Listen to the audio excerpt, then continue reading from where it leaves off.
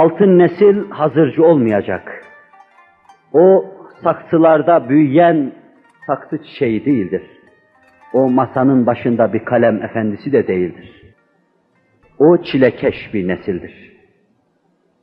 O ıstıraplı bir nesildir. Onun bir tek iniltisinde binlerce neyin feryadı gizlidir. Kalbi onun şak şak, parça parçadır. Mevlana'nın sinesi gibi parça parçadır. Ümmetin derdiyle yanan ve bu dertten ötürü cehennemin alevleri içinde yanmaya razıyım diyen insanların sinesi meknidir onun kalbinde.